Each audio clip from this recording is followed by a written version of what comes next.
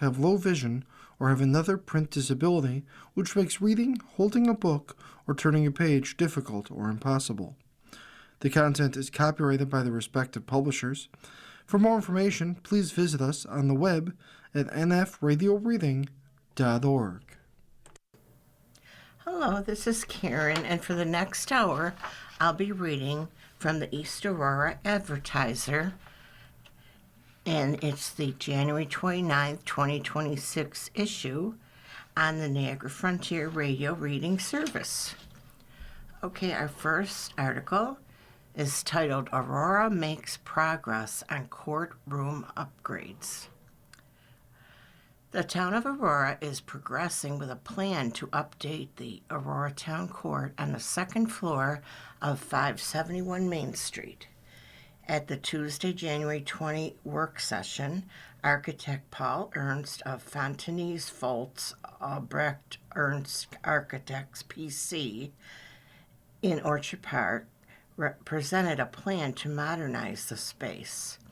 Council member Jessica Armbrust was not present for the work session. That location is really outdated, Ernst said. There are currently 2 points of access by the public to the second floor.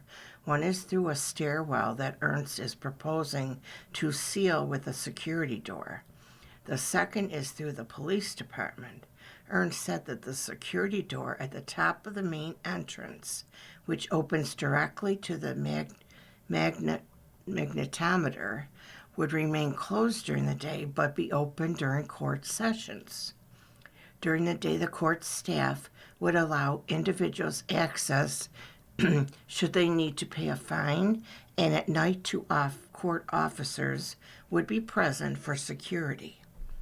The project proposes a waiting room with an estimated 69 seats available, as well as 2 private conference rooms. Council member Luke Uchensky asked if 69 seats were necessary. Supervisor Charles Snyder said in the past there have been over 100 individuals in the upstairs area during a court session. The judge's bench is proposed to be moved from the eastern wall to the northwest corner of the courtroom, which will allow for quick entrance to the judge's chamber. That was a big thing that was brought up by the judges. The entire cost for the project is estimated at nearly $400,000. Snyder said that an estimated $80,000 of that money is included for potential asbestos abatement. During a previous project, asbestos had been found in some tiles, but it was below the threshold for needing abatement. It is unsure what other asbestos materials are in that portion of the building. Presently, at the Monday, January 26th meeting, FFAE was unanimously hired to consult on the project for an amount not to exceed $48,000. Approximately $17,000 of the consulting cost will be paid for by the committed funds for building improvement line. The remaining funds will come from fund balance assigned for building improvements.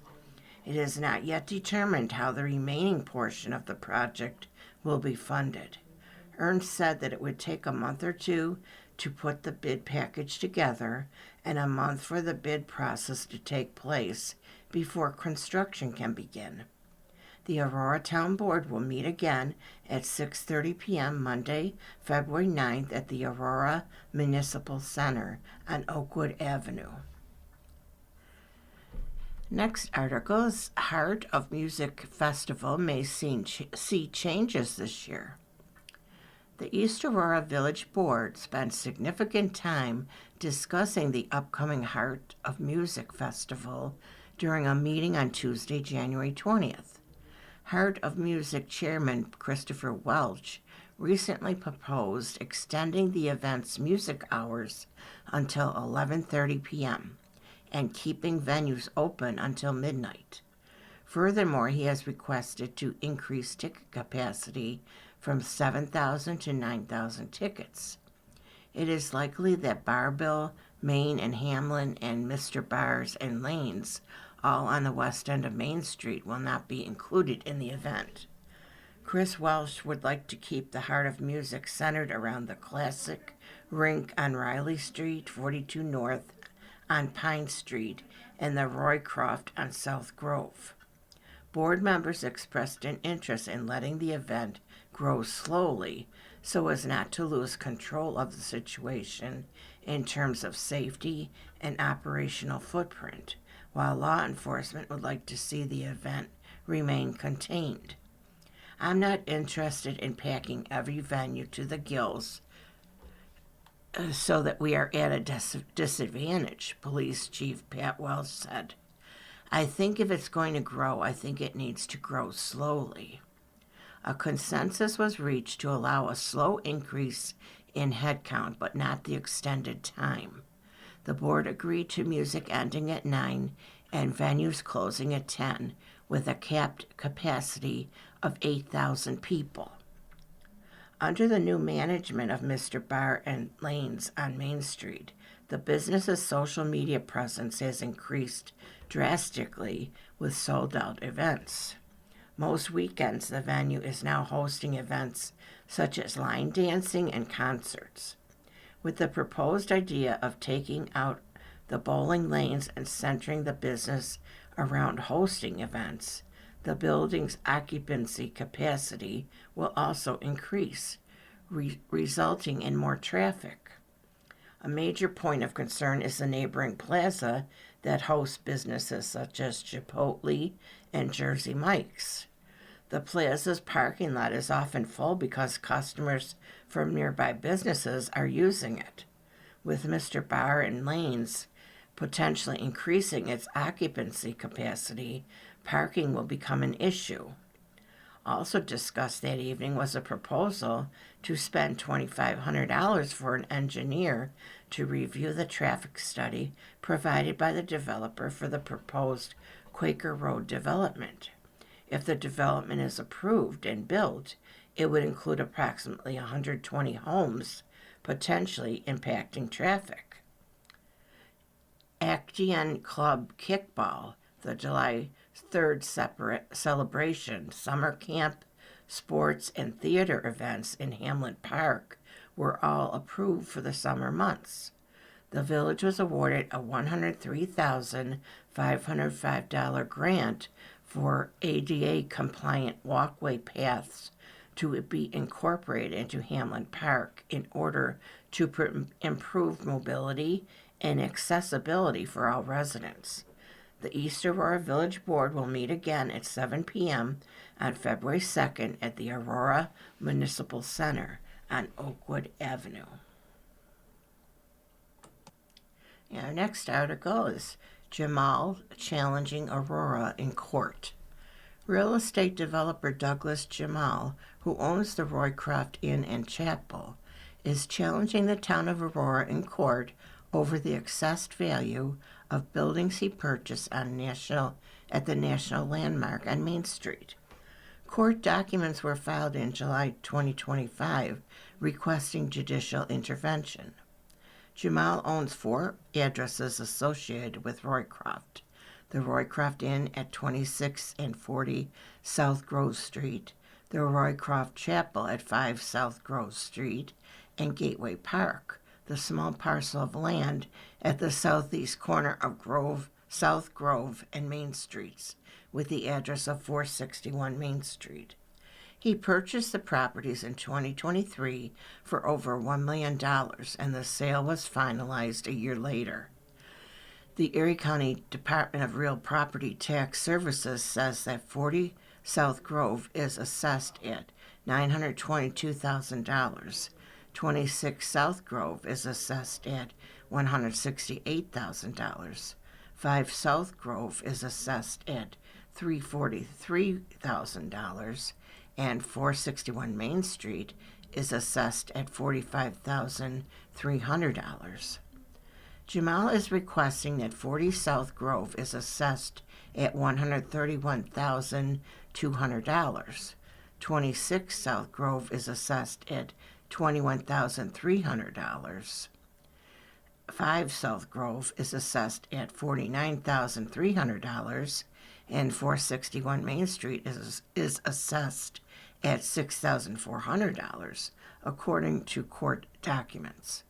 Town of Aurora Assessor Stephen Pigeon said that the properties purchased by Jamal were not reassessed after the sale was complete. There have been no changes in assessments for all the properties owned by Jamal's Rycroft LLC, Pigeon said. When Margaret L. Wendt Foundation owned the properties, it was wholly exempt because it was under a nonprofit. When Jamal's Rycroft LLC purchased the properties, it became taxable. Erie County says the taxes at 40 South Grove are $87,000. Taxes at 26 South Grove are $15,000. Taxes at 5 South Grove are $910. And taxes at 461 Main Street are $3,700. All 4 of these properties are up to date on taxes according to tax records. Court documents have not been updated since October 2025. The case is still considered to be open. The Aurora Historical Society explores residential architecture. The Aurora Historical Society will continue its speaker series on Thursday, February 5th, with Mary Ann Calapi, chairperson of the East Aurora Historic Preservation Commission. Calapi will explore the topic Name That House, Identify Your House Style in East Aurora. All are welcome at the Aurora Senior Center on King Street. The doors open at 6:30 p.m. and the program begins at 7 p.m. For more information to support the efforts of the Aurora Historical Society or become a member, visit aurorahistoricalsociety.com.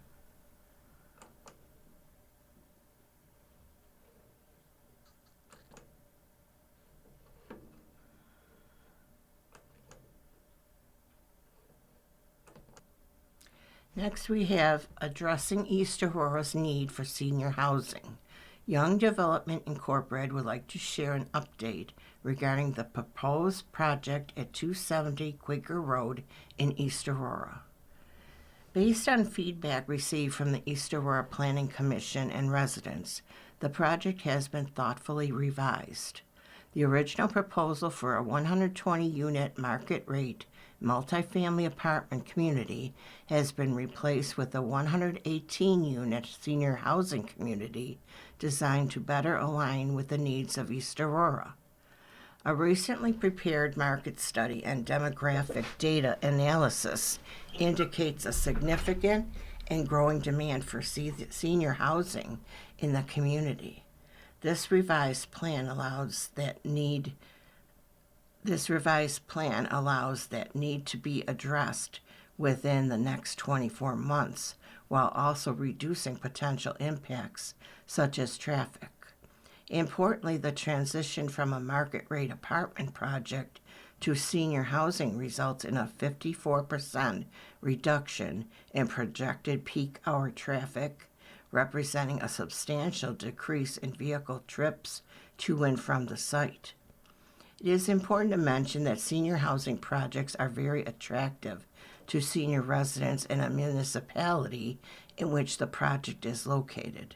Seniors are often interested in downsizing by selling a large home that is no longer needed and expensive to maintain, but they often want to stay close to where they currently reside so they can continue to live close to people they know and services that they use on a regular basis, such as medical providers, grocery stores, etc.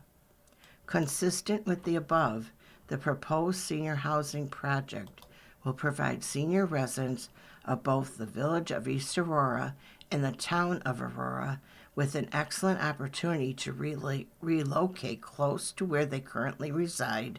And another benefit is that it will allow seniors to sell their existing homes to purchasers who are younger and often have families.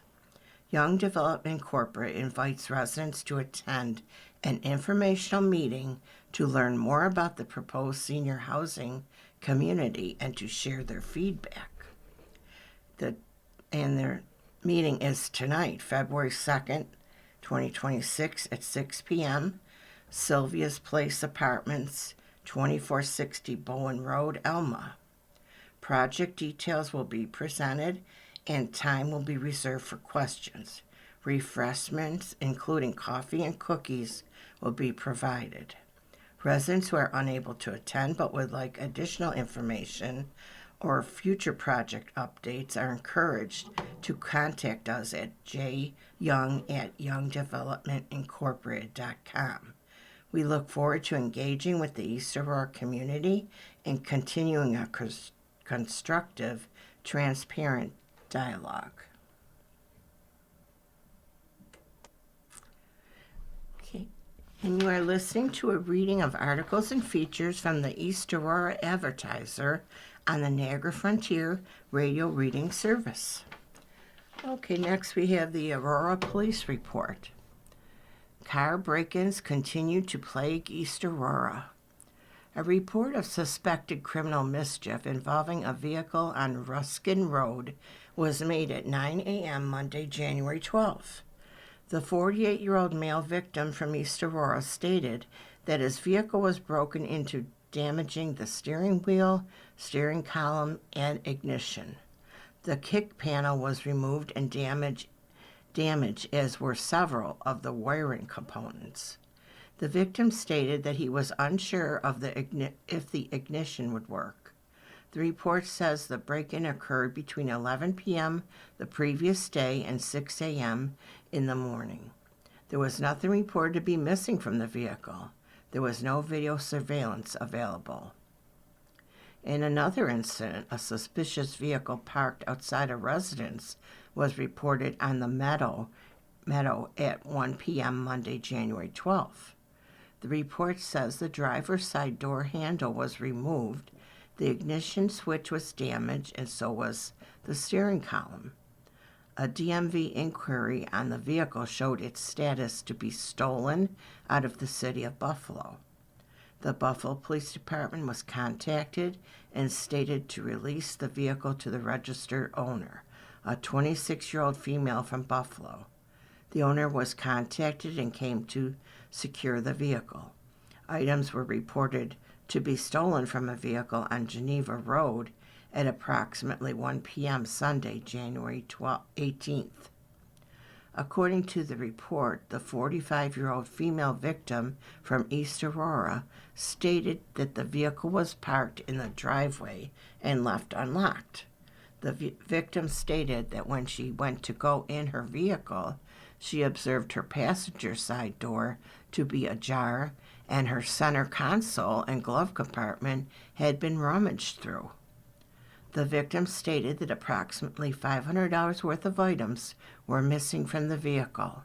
A 52-year-old male and registered owner stated that a neighbor had sent him surveillance camera footage that captured the incident. The video surveillance was reviewed and showed a vehicle arriving at the address at 2:45 a.m. It showed a person running up to the driveway towards the vehicle, then running back to the vehicle in the street. The video was too dark and far away to make out any descriptors of the said person or vehicle. Criminal possession of a controlled substance. A 34-year-old male from East Aurora was charged with felony criminal possession of a controlled substance following an incident that occurred at 8:30 p.m. Saturday, January 10th. A disturbance was reported. The report says the subject was having a mental health emergency. A 69-year-old female enlisted victim in the report stated that the subject was off his medication. The victim also stated that the subject had been recently released from a local hospital for prior mental health evaluation. The report says the subject became belligerent and aggressive. An attempt was made to detain the subject, where he began to resist. He was eventually controlled. The subject was searched, and a white crystal substance and other apparent drug paraphernalia was found. An ambulance arrived on the location, and the subject was transferred to medical staff without incident. A supplementary report states that at 10:30 a.m. Wednesday, January 21st, the department was contacted by CMC police for an arrest warrant regarding the subject. The subject, Nathaniel Foote, was brought to the station for processing and arraignment. He was charged with felony criminal possession of a controlled substance, menacing in the third degree, and resisting arrest. Trespass. A 19-year-old male from Holland was charged with trespassing following an incident that occurred at a Gray Street business at 4:30 Tuesday, January 13th. According to the report, the 57-year-old male from Hamburg, complainant, stated that the subject was in the business and had been previously advised that he was not allowed on the property. A traffic stop was initiated in the parking lot and contact was made with the subject, who was seated in the rear passenger seat of a vehicle. The complainant advised that the business would be pursuing charges against the subject, and he was placed under arrest and processed in the parking lot. Unlicensed driver. A 31-year-old female from Buffalo was charged with aggravated unlicensed operation of a motor vehicle in the third degree following a traffic stop that occurred on Main Street at 12:30 p.m. Friday, January 16th. According to the report, a vehicle was stopped at a red signal on Riley Street at the intersection of Main Street. The vehicle had a red New York State inspection sticker, which would have expired in 2024. A traffic stop was executed on Main Street in the area of Whaley Avenue. The subject was contacted and identified herself with her driver's license. A DMV inquiry revealed the vehicle's inspection expired in November 2024, the registration expired in September 2025, and the subject's license was suspended in December 2025 for failing to appear in the Town of Aurora court. Leaving the scene, an auto accident with airbag deployment was reported on Transit Road at noon Monday, January 19th. According to the report, a 60-year-old male and registered owner was seated in his vehicle and reported neck pain. The vehicle had front-end damage, and the registered owner stated that due to whiteout conditions, he was unaware of who or what he had struck. The party who was struck had left the scene of the incident and failed to report any information. The registered owner's vehicle was towed from the scene, and he was evaluated by an ambulance. He signed off without transport. The investigation is pending. Trespass. A 46-year-old male from East Aurora was arrested for trespassing following an incident that occurred at 5 p.m. Tuesday, January 20th. According to the report, a male was panhandling and asking individuals for money. The 39-year-old female complainant stated while she was shopping at one of the retail stores when she received a call from her daughter, who stated that she was approached by a man saying he was homeless and asking for money. Several past incidents have occurred of the subject coming to the plaza to panhandle, and the subject has been advised to stop. The complainant pointed out the subject, who was recognized from the past interactions. The subject was asked if he had been advised in the past by officers about not returning to the plaza to panhandle, to which he responded, "Yeah, maybe." The subject was placed under arrest for trespassing after confirming with other officers that he was advised. He was transported to the station to complete paperwork, which was then forwarded to the court. Grand larceny. A possible larceny was reported at 7 p.m. Friday, January 23rd. According to report, contact was made with the 38-year-old female complainant and 64-year-old female victim, both from East Aurora, stating that money that had been removed from the victim's bank account. The complainant stated that she noticed fraudulent activity on Wednesday, January 21st, and reported the usage to the victim's bank. The complainant believed the victim's account was frozen. However, the subjects involved were able to obtain and activate a card that was delivered to Syracuse. With said card, they were able to make 2 ATM withdrawals. The withdrawals equaled $1,400. The subject also purchased an Uber, 2 online purchases, and 4 cashback purchases at Walmart. The complainant provided 2 phone numbers which were used by the subjects involved. An attempt to contact each number was unsuccessful. In total, over $2,000 was taken from the victim's account, and information regarding this incident will be given to detectives for further investigation. Next, we have the Erie County Sheriff's Report. Threatening scams in Alden. Erie County Sheriff's deputies in the BTAT unit investigated multiple reports of threats received within the village of Alden on Wednesday, January 21st. The Sheriff's Office reported that the threats were part of a scam being seen across New York State, and there was no danger to the community. In other area calls handled by the Erie County Sheriff's deputies out of Clarence and Alma substation are the following. January 15th, a 2-vehicle accident with property damage occurred on Jameson Road in Alma. 1 vehicle was towed from the scene, while the second vehicle remained drivable. A vehicle slid off the roadway into a ditch on 2 Rod Road in Morella. The vehicle was winched out and no damage was reported. A snowmobile accident occurred on Warner Hill Road in Wales, where a fence was struck. After initial investigation of the case was referred to the Erie County Sheriff's Office snowmobile unit.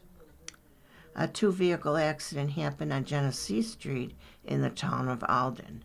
Minor damage was done to both vehicles, but no injuries were reported. 1 vehicle was towed from the scene. January 16th, an abandoned vehicle was found on the property of a local business on Girdle Road in Alma.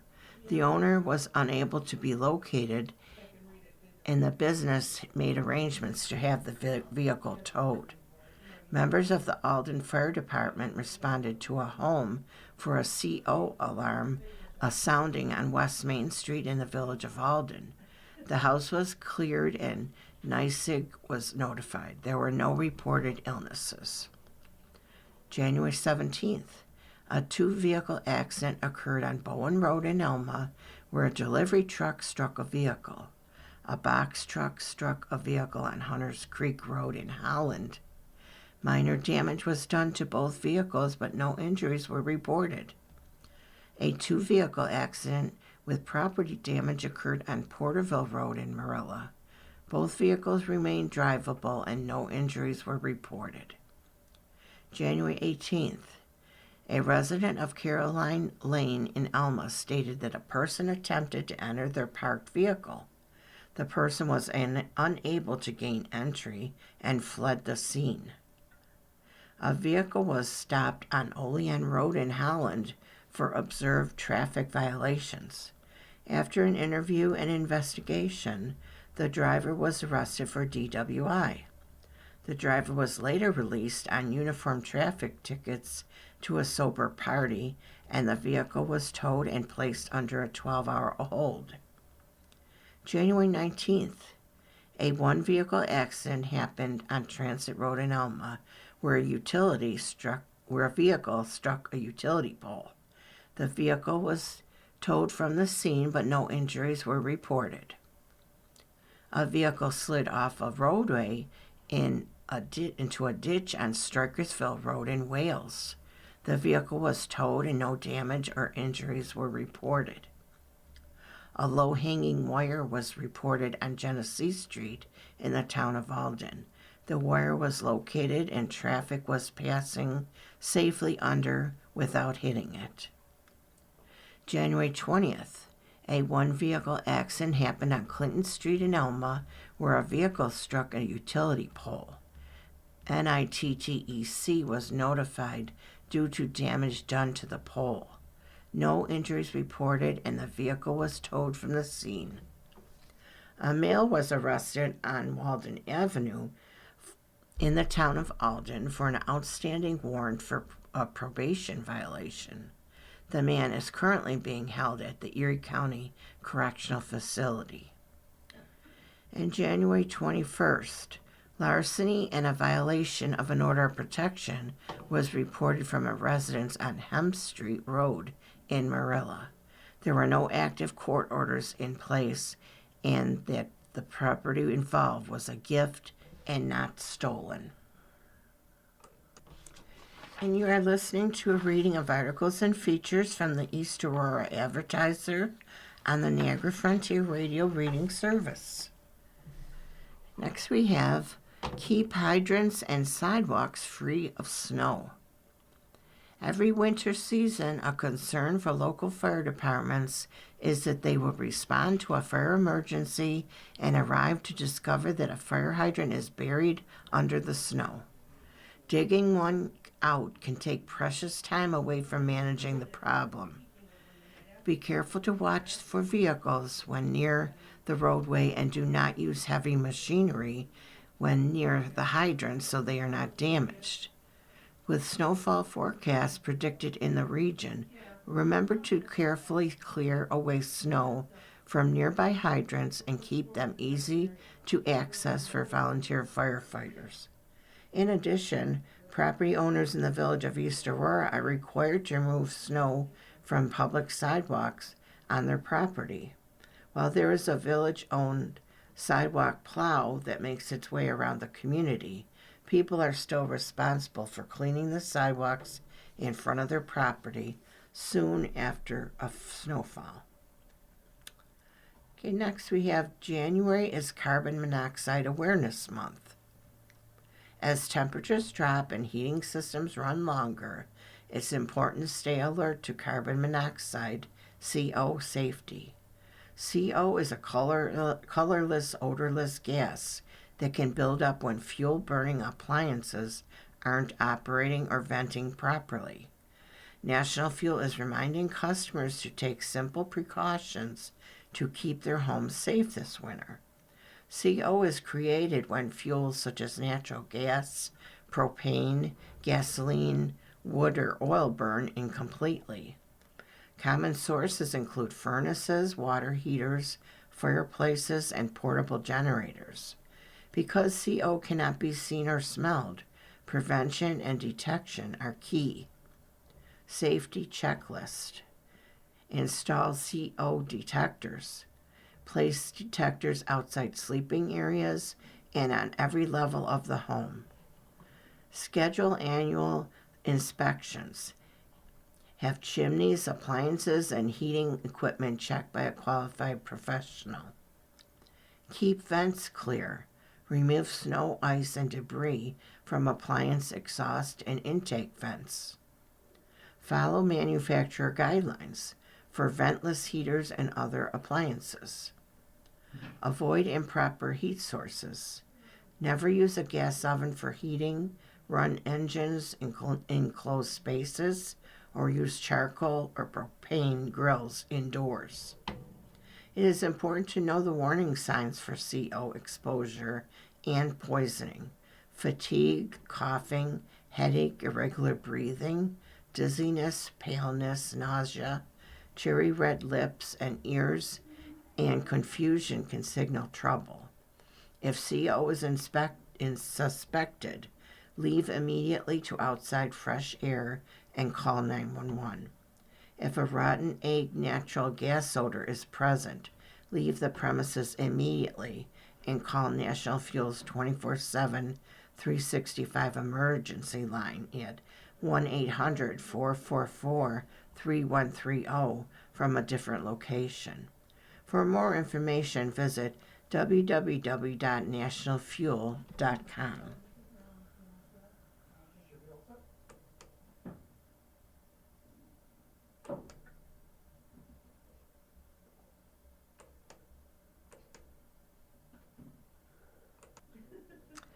Okay, and next we have, let me see 1 second, I just missed the spot. 10 Lives Club celebrates 25 years of local service. 10 Lives Club Cat Rescue is celebrating a milestone, 25 years of rescuing and rehoming cats across Western New York, and the community is invited. Join 10 Lives Club from noon to 2 p.m. Saturday, February 21st for a celebration happening simultaneously at all 3 locations. Main shelter is 3741 Lakeshore Road in Blaisdell. Transit Hill Store, 6348 Transit Road, Suite 1, Depew. And Galleria Mall Store, Walden Galleria Store, C109, Buffalo. For 25 years, 10 Lives Club has rescued and cared for over 50,000 cats throughout Western New York. This celebration honors the work made possible by staff, volunteers, fosters, donors, and supporters. The birthday party will feature cake and refreshments, basket raffles, and adoptable felines. Community members can bring a birthday card for the kitties or donate an item from 10 Lives Club wish list to help make the celebration even more special. Or if they wish to mail a card, they can to Post Office Box 253, North Boston, 14110. For more information about 10 Lives Club, adoption, volunteering, or their wish list, visit www.10livesclub.com or contact 10 Lives Club at info@10livesclub.com or 716-646-5577 extension 1.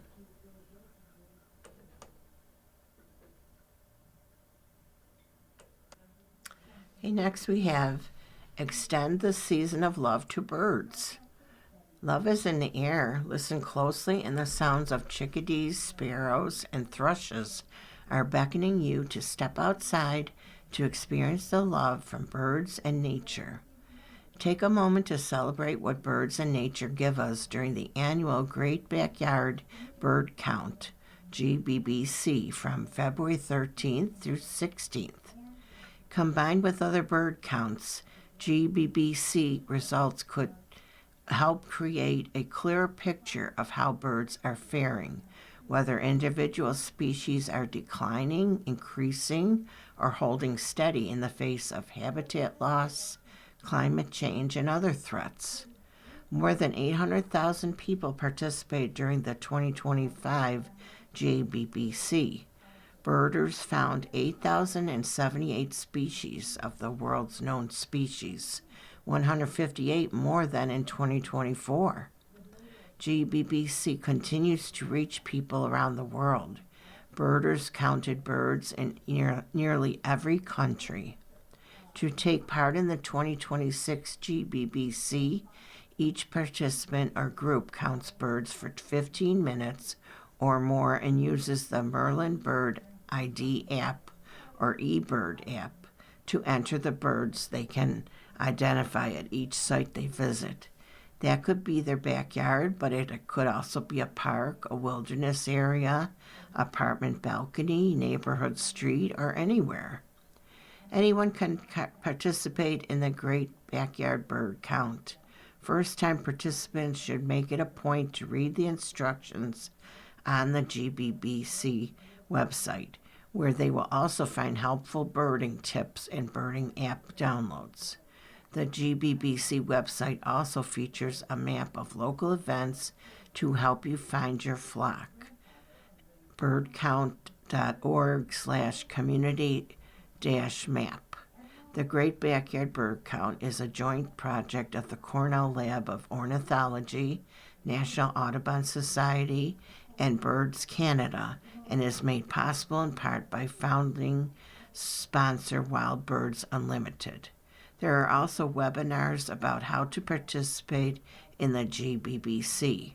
Register for one or two free events happening at 3 p.m. Thursday, February 5th and 7th p.m.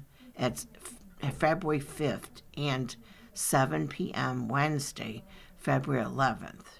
For more information, visit www.birdcount.org.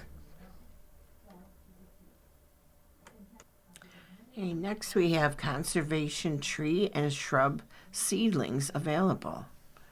Order forms for the 2026 Conservation Tree and Shrub Seedling Sale are now available from Erie County Soil and Water Conservation District.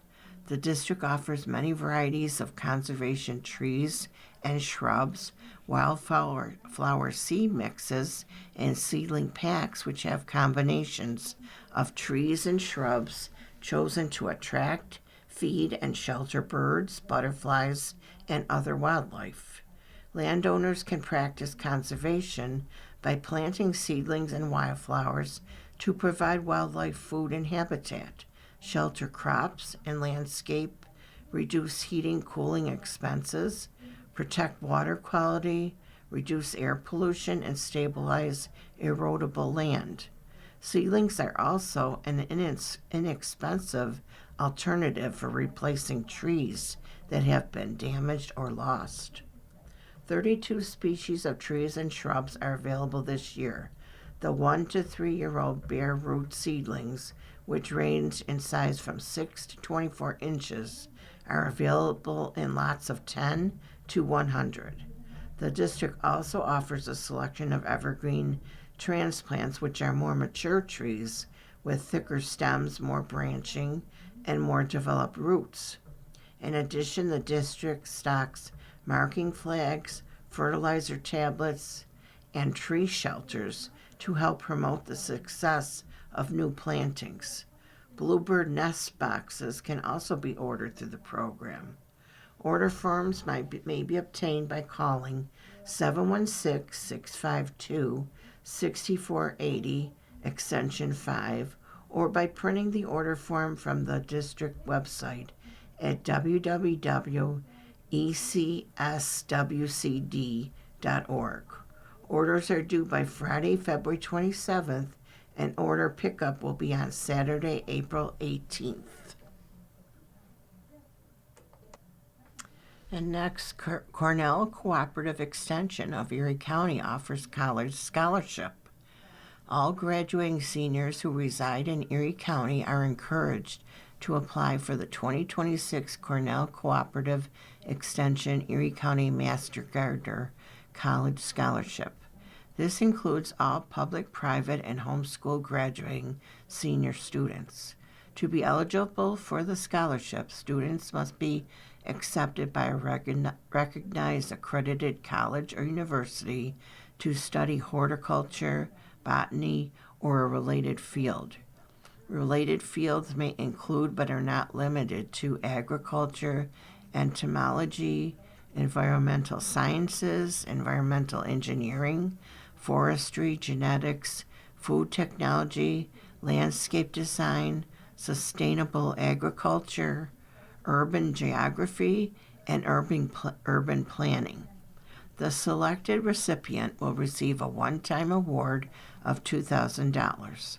Scholarship information and applications may be obtained on the CCE Erie website, erie.cce.cornell.edu/gardening annual CCE Erie Master Gardener College Scholarship.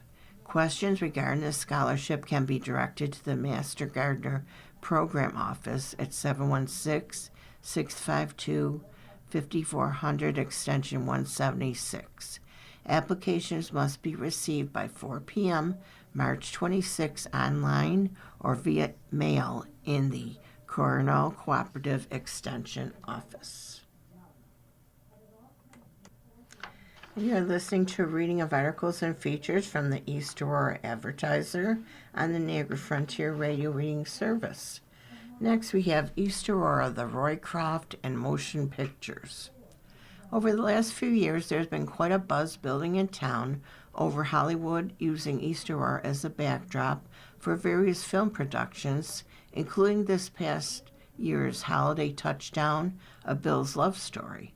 But the area's love for the motion picture may go back much further, back to the beginnings of film itself, and back to Albert Hubbard and Roycroft. Movie technology had its roots in the early 1830s when a series of drawings were spun on a disc. Viewed through slots, it created the effect of a moving image. This was followed by decades of advancement in photography, cameras, and film. By 1890, Thomas Edison, along with his assistant, William Dixon, developed the first motion picture camera called the kinetograph. The following year, Edison invented the kinetoscope, a machine with a peephole viewer that allowed one person to watch a short strip of film that ran from a few seconds to a minute or two. This movie experience was limited to a single person and not a communal activity. Most historians say the world's first public commercial screening took place on December 28, 1895, at the Grand Café in Paris. Louis and Auguste Lumière, two French brothers, had developed a camera projector called the cinematography. The same year, just a few months earlier, was also the start of the Roycroft. Over the next few years, Albert Hubbard and the Roycrofters, through a series of trial and error, began to experiment and grow. So too was the new medium of motion pictures. As the 20th century approached, Hubbard would strike a nerve in the consciousness of the society with his short essay titled A Message to Garcia. His new notoriety would land him on the lecture circuit, traveling around the country, speaking at vaudeville theaters, both large and small. Since there were no specific theaters designed for movies as of yet, films were being added as acts in the vaudeville circuit. Hubbard became an early active observer to the beginnings of this new art form. It shouldn't be a surprise of Albert's interest in movies. He was already a supporter of photography, never missing an opportunity to pose for the camera, and invited various photographers to the campus. He also had become friends with Thomas Edison, who visited Roycroft at least once. Hubbard might have been the first person to bring motion pictures to East Aurora. Prior to the powerhouse being built in 1910, a cement handball court stood to the south of the Appian Way and was used every summer as a screen for the projection of free movies for the community. Later, films were projected from the second story of the powerhouse to a screen on the lawn. Taken together, all these factors would lead one to believe that there must be moving images of Albert Hubbard somewhere in the world. But except for a quick image of Hubbard on the deck of the Lusitania departing on his fateful voyage, none have been discovered. It doesn't help that an estimated 90% of movies made before 1929 no longer exist, primarily due to the flammable nitrate used to make early film, the cost of storage, and studios discarding them because they were deemed worthless. Although there was a little mention of movie stars visiting Roycroft, that may be partly because the star system of Hollywood was just beginning to be established by the time of Hubbard's death in 1915. It's very likely that Albert would have met a variety of future stars while on the vaudeville circuit, including the likes of Buster Keaton, Charlie Chaplin, and the Marx Brothers, who were only beginning to transition to the silver screen. The magician Harry Houdini would make an appearance on the campus and would go on to star, produce, and direct films, but a few years after Albert's passing. Bert Hubbard followed in his father Albert's love of movies. He, along with Irving Price, co-founder of Fisher-Price, and a few other local businessmen, worked to construct the Aurora Theater on the site of the original Millard Fillmore Theater along Main Street. The grand opening took place Tuesday, June 2nd, 1925, with a showing of Madame Sans Jean, starring Gloria Swanson. The following week was a silent,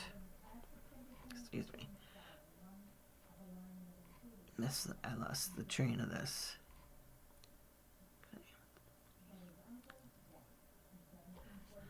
Shoot. The following week was a silent production of Peter Pan, an inspiration for a young 24-year-old Walt Disney. When it opened, the Aurora Theater was state-of-the-art for its time and equipped for motion pictures, live dramatic performances, and musical entertainment. Safety was of the greatest importance when building the theater, with a fireproof lobby, the best ventilation and heating systems, and comfortable seating for all the patrons. The interior of the theater included 2 original Margaret Evans Price murals. Margaret was an established artist and the wife of Irving Price. Her work could be seen in many children's books she wrote and illustrated with Rand McNally and Harper Brothers. These murals, titled Imagination and Memory, were often considered her most important works. The Aurora quickly became a major hub of entertainment during the mid-20th century for the region. This March, the Film Society will celebrate their 20th anniversary of inception. There have been quite a lot of changes in the movie industry during that time, with the COVID years and streaming having a drastic impact on film societies, many of which have folded. But as the Roycrofters knew, there's something rather special about coming together as a community, turning down the lights, and experiencing a story together, then talking about it afterwards. If you'd like to take part in this tradition, the Roycroft Campus Film Society has their screenings on the second Sunday of every month at 4 p.m. in the Roycroft Powerhouse, 39 South Grove Street. Tickets are $6 for members and $8 for the general public. Guests can bring beverages and snacks if they would like, and everyone is encouraged to stay after the screening for a discussion. Upcoming selections include British romance set on a remote Scottish island, a classic Indian coming-of-age story, and later in the year, our first screening of an Egyptian film.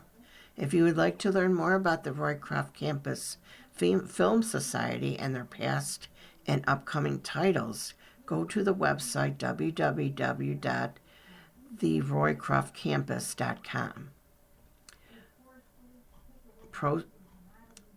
Proceeds benefit the continued restoration of the historic Roycroft campus. And you've been listening to a reading of articles and features from the January 29th, 2026 issue of the East Aurora Advertiser. We read from the East Aurora Advertiser every Saturday at 10. Your reader has been Karen, and thank you very much for listening, and have a good day, and take care of yourself. Okay, bye-bye. Coming up next on the Niagara Frontier Radio Reading Service, we have a reading of the Niagara Gazette. At noon, we have the Dunkirk Observer. And at 1 o'clock, we have some of our Northtown Bees, including Amherst, Clarence, Cheektowaga, Lancaster, and Depew. Stay with us for these readings and more throughout the day. You're listening to the Niagara Frontier Radio Reading Service. As of this year, our agency has broadcast more than 300,000 hours of radio readings.